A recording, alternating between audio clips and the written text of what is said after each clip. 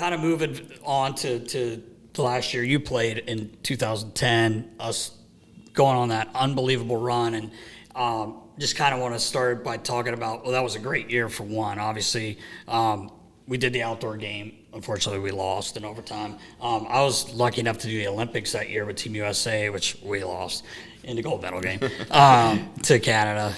Cheers. Kidding. But we go on this run, and I look back, and Riley and I have talked about this before. Like, if you look at that lineup we had, how did we have to get in on the last day of the season? But what I wanted to say was, you were talking a few minutes ago about those big moments.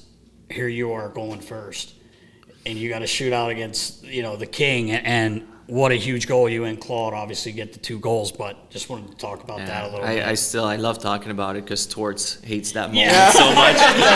Yeah. Good point. Yeah.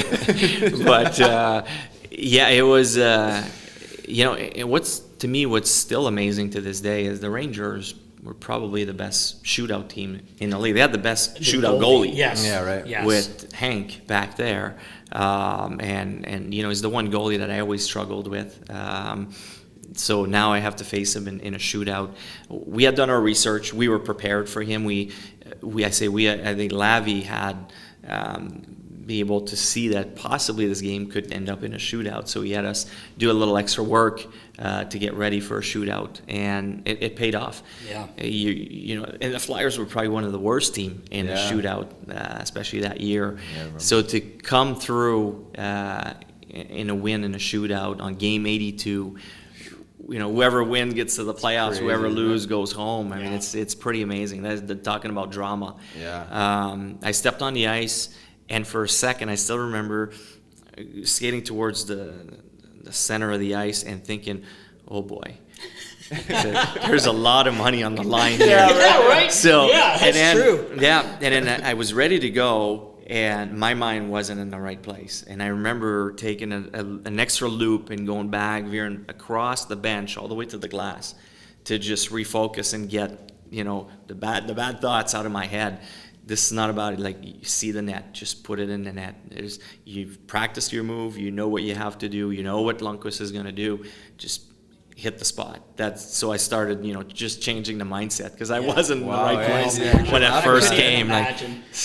Oh my God, that's crazy. Yeah, and again the moment when Bush makes the save. Oh yeah, incredible! It was. He had to throw Hanks. Oh yeah, there's a little shove there.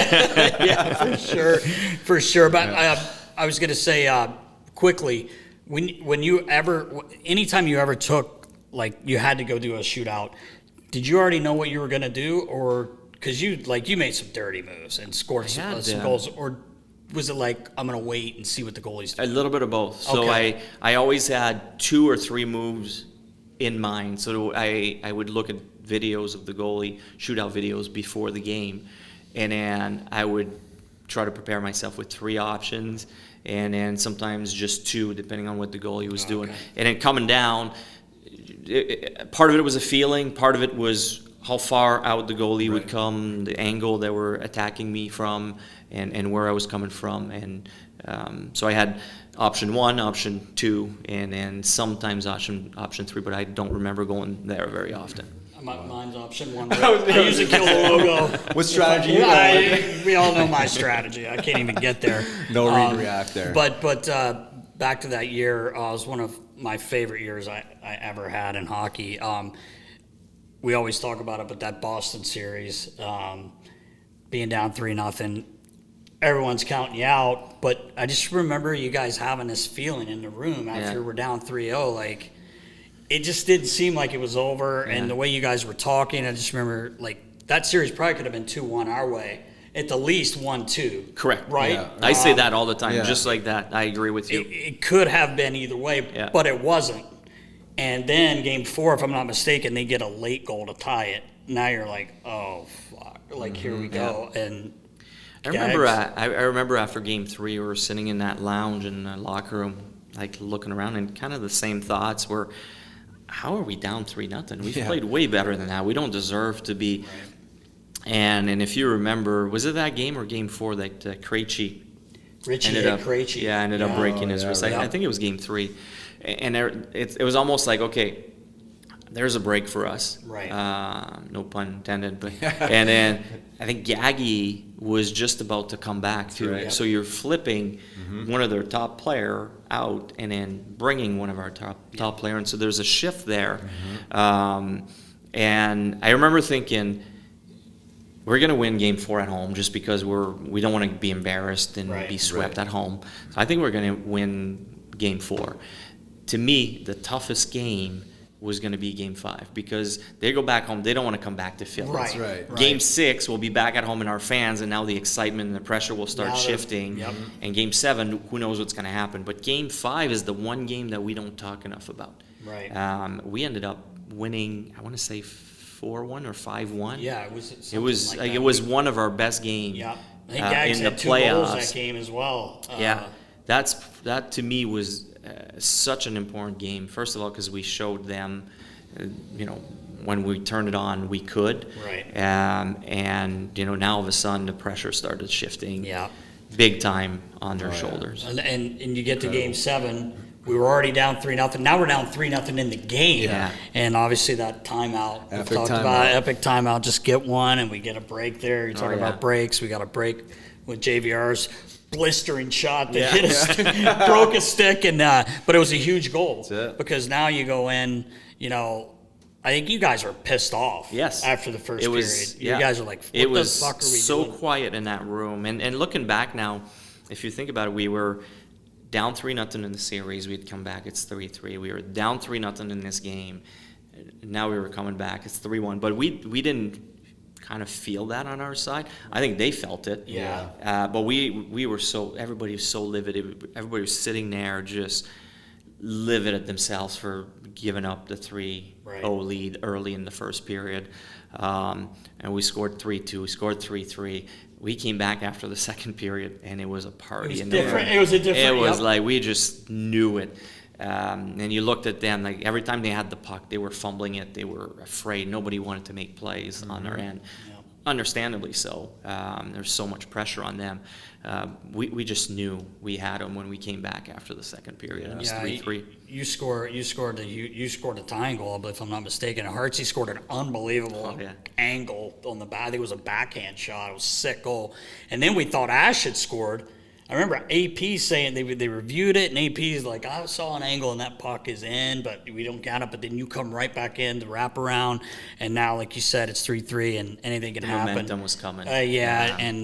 Gags, just what a shot, too. Just buried it. Yeah. Kind of like Riggs. That was one of my most memorable, fun times where playing. I talked about JP Dumont and Jochen Ash and the chemistry, but the chemistry that I was fortunate to live through playing with Hartsey and Villaleno was amazing. I was going to bring that up. And it was one of the ugliest line that you could put together, but it just worked. But it worked, Well, it did. the one thing I noticed, Danny, tell me if I'm wrong, like, it was funny, like, because Vili, we barely saw anything of him. He practiced. Oh, yeah, Like, he was practicing skating with you me, guys. yeah. And, I think, Gags got hurt, Jeff got hurt, Carter got hurt. So, Lappy.